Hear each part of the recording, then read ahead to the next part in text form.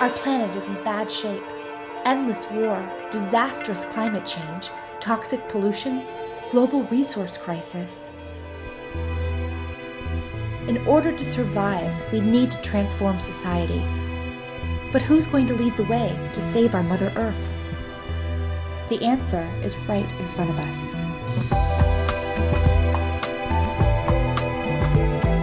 Men and women are equal in many ways, but there's one profound difference, and that difference affects almost everything they do.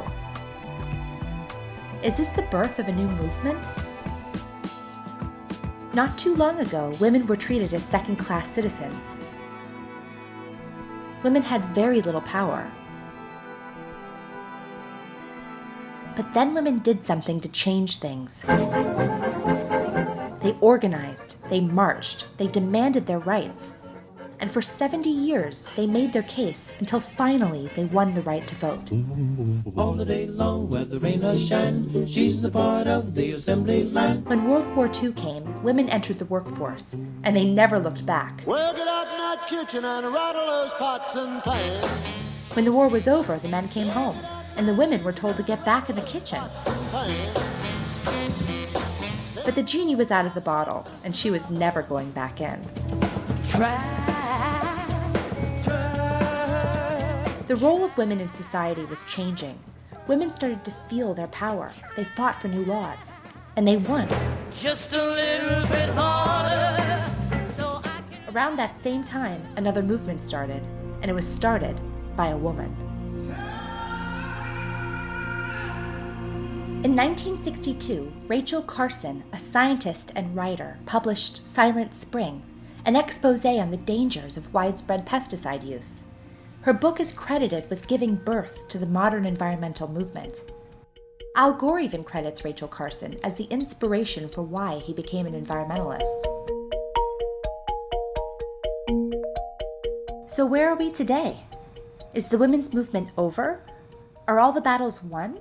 Or is there a new battle to be fought?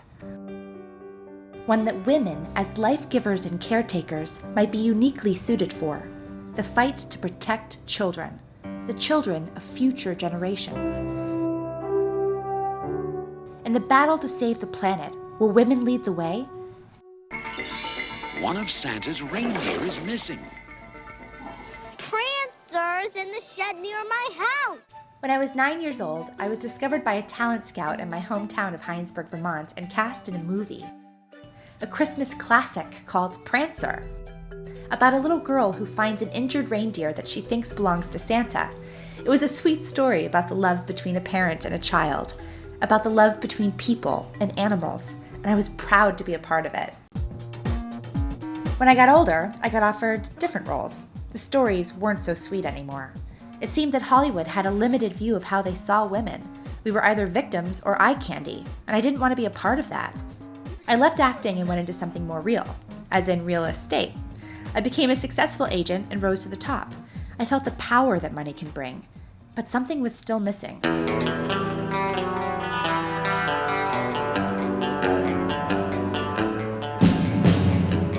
I went on a journey of self-discovery and ended up in Japan teaching English. I even worked as a karaoke hostess. I came back to the States and finally found what I was looking for.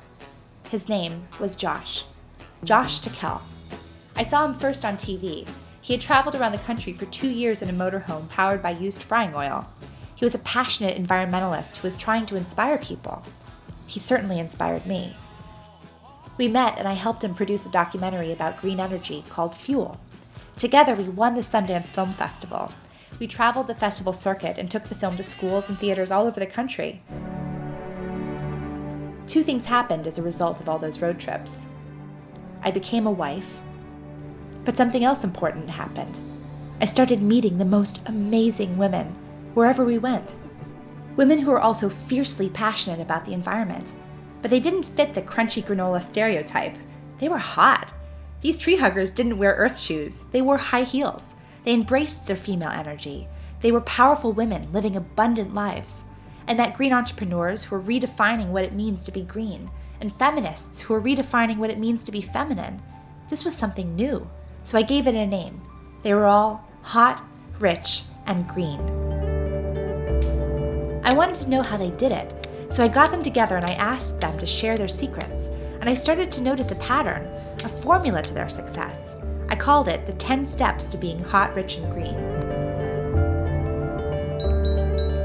We are living in such an amazing time right now. It wasn't that long ago that we were owned by our husbands. Suddenly, the woman says, hey, I'm taking charge. I'm starting a company.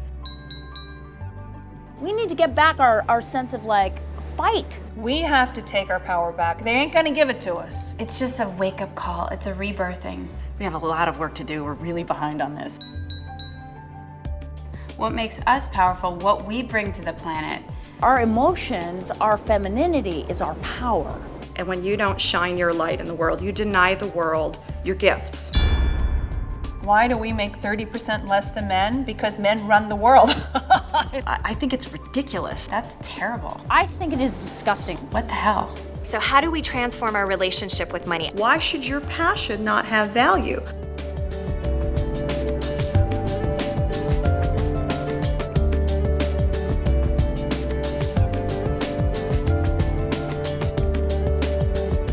The mother of the environmental movement, Rachel Carson, she risked her life to write the books, to talk about, DDT ruining the oceans. She didn't start out, being an activist. She just saw what was happening and reported it.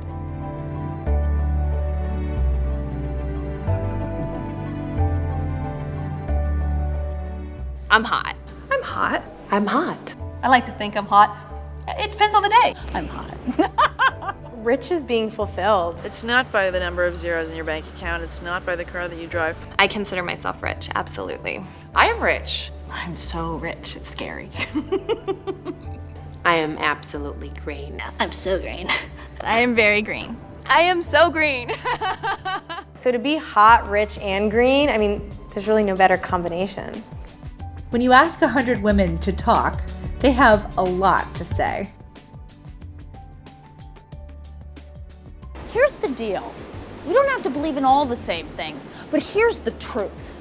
Science says it. This is the f***ing truth. Shit happening. We need to do something about it, and we need to work together. So. Timing. just Ooh, that was good.